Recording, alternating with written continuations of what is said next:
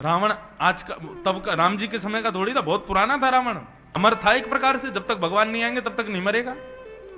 रघु महाराज मतलब जिस कुल में भगवान उत्पन्न हुए उनके समय पे भी रावण था।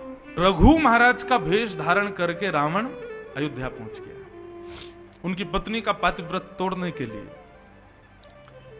उसने जैसे ही अंतःपुर में जाकर के प्रवेश किया, रघु महाराज की पत्नी ने जैसे ही रावण को देखा, रघु महाराज के रूप में आया था, देखते ही बंदी अपने सैनिकों को आज्ञा कर दी, जाओ इसको बंदी बना लो।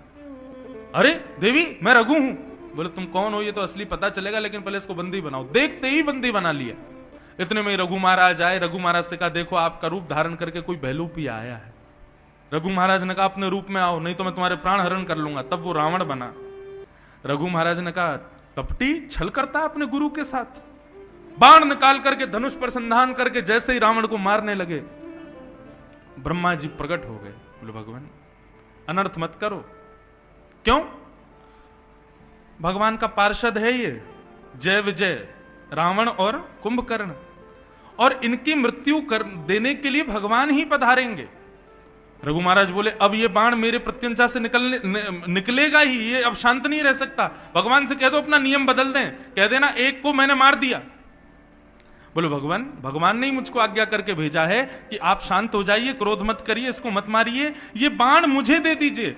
और भगवान ने कहा है रघु महाराज से जाकर के कहिए निष्ठा से इतने प्रसन्न हैं कि उन्होंने वचन लिया है, उन्होंने वरदान दिया है कि वे रघुकुल में ही जन्म लेंगे और इसी बाण से ही रावण का वध करेंगे जो बाण आपके हाथ में लगा है। इसलिए आप बिल्कुल चिंता मत करो, अभी इसको मुक्त कर दो, आपके कुल में प्रभु श्री राम का अवतार होगा। ये बाण मुझे दे दीजिए, जब रावण वध का समय आएगा तब ये बाण मैं राम जी को दे दूंगा। तब रघु महाराज ने वो बाण किनको दिया? ब्रह्मा जी को। और ब्रह्मा जी वो बाण लेकर के चले गए। रावण वहां से भागा जान बचा के। रावण बोला मेरे प्राण ब्रह्मा के पास। ओम ब्रह्मणे नमः तपस्या की। तपस्या करके ब्रह्मा जी प्रकट हो गए। ब्रह्मा जी ने बोला वरदान मांगो, क्या चाहिए? बोले मेरे प्राण हैं आपके पास, वो बाण मुझे दे दो भगवान। ब्रह्मा जी बोले तो गलती हो गई, और वरदान मांगने को कहा है तो देना तो पड़ेगा।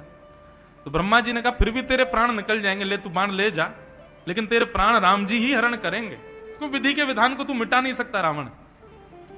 रावण लेकर के गया और ले जाकर के मंदोदरी के कक्ष में एक खंबे का निर्माण कराया, उस खंबे में बाण को धर दिया। बोले अब मेरे प्राण सुरक्षित है। मेरी पत्नी से कहती है सदा इसकी पूजा करना, मेरे तुम्हारे पति के प्राण इसमें ही विराजमान हैं। मंदोदरी नित्य उसकी पूजा करती, लेकिन पूरी लंका में किसी को नहीं पता था कि रावण के प्राण मंदोदरी के कक्ष में।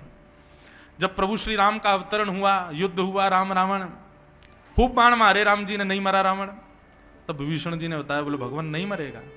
तो पूरी कथा सुनाई। बोले आपके पूर्वज रघु महाराज ने इसको मारने के लिए बाण निकाला था, इसके प्राण उसी बाण में हैं।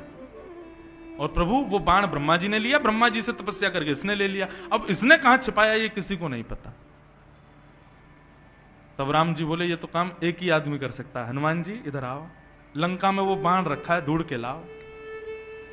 हनुमान जी महाराज सोई एक विप्र ब्राह्मण का रूप, बौने ब्राह्मण बने, छोटे ब्राह्मण, और छोटे ब्राह्मण का रूप धारण करके खूब सारी पोथी ऐसे पकड़ के लंबी चोटी त्रिपुंड लगाए पहुंच गए महाराज पूरी लंका में घूमते घूमते।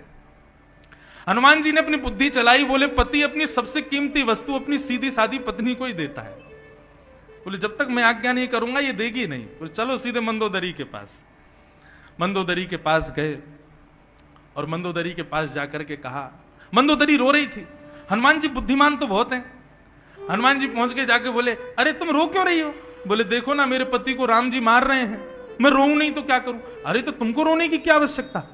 तुम नहीं जानती क्या रावण के प्राण तो एक बाण में बसे हैं, और वो बाण तो उसने लंका में कहीं छुपा रखा है। जब तक वो बाण राम जी को नहीं मिलेगा तो रावण मर ही नहीं सकता। देवी तुम चिंता क्यों कर रही हो?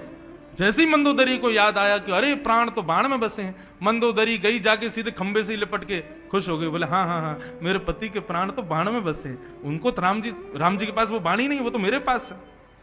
जैसे ही जाकर के उसने खंबे से लिपटन की, हनुमान जी बोले इसी में ही है बाण। प्रचंड रूप धारण करके एक मुष्टिक प्रहार किया, खंभ का भेदन हुआ, बाण निकाल करके हनुमान जी पहुंच गए सीधे राम जी के पास, जाकर के दे दिया, लीजिए भगवान मार दो इसे। और तब राम जी ने उसी बाण से रावण का वध किया। ये कथा अन्य रामायण में आती है।